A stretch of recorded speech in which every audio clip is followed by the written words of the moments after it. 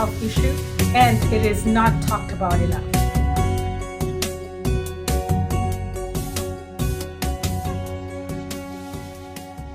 Welcome to our cervical health education series, and with me is Dr. Wilfred Ngwa, whom I'm going to invite to please introduce yourself before we ask the next question.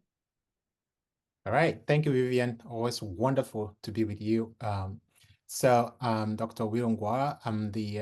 I'm a professor of global health and radiation oncology and the director of the Global Health Catalyst, with focus on, catalyzing collaborations to address disparities here in the US and also globally.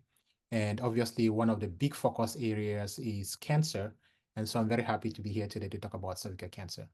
What is cervical cancer, and what are some of the trends you have seen both globally and in sub-Saharan Africa? Yeah, so cervical cancer in a very simple way is the cancer of the cervix. And the cervix is the organ, it's a donut organ that's really connecting between the vagina and the uterus of a woman. And so the cancer cells develop from there. Those are the cancers that we call cervical cancer. The trends are really, concerning, I would say. Worldwide, cervical cancer is the fourth leading cause of cancer for women. And then in Africa, it's the second leading cause of cancer and the top cause of cancer deaths. So it means that, across Africa, let me say sub-Saharan Africa, the highest killer in cancer is cervical cancer. And that's why it's really, really critical for Africa to address this. And obviously in the United States, we also have a lot of disparities that affect women in the United States, especially, African Americans and Latino populations, where we see cervical cancer more common. What causes cervical cancer?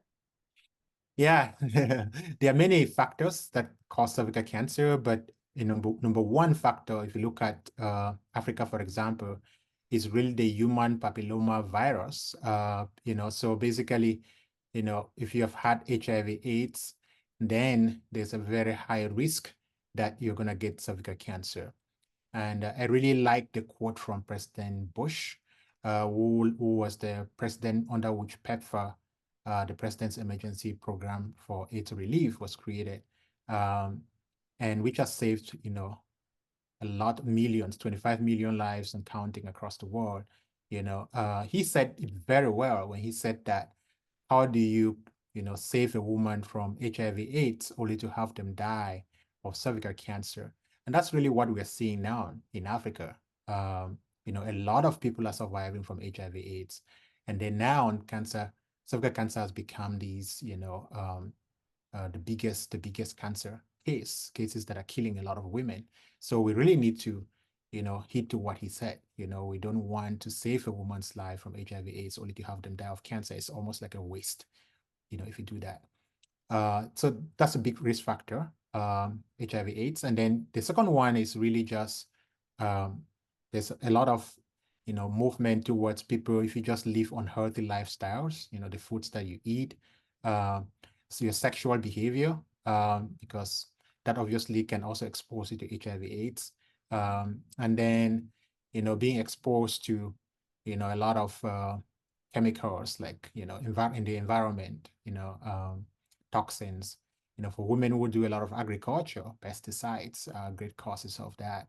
And then a big factor, which is really, what's causing Africa's cancer explosion, is that people are living longer. It used to be that people would die of malaria, tuberculosis, HIV/AIDS, and other things earlier. But now, because you are living longer, so cervical cancer and other cancers are really one of the big risk factors is just being older. As we get older, our cells can no longer repair the DNA damage as effectively as they can when you are younger, and so those are some of the factors.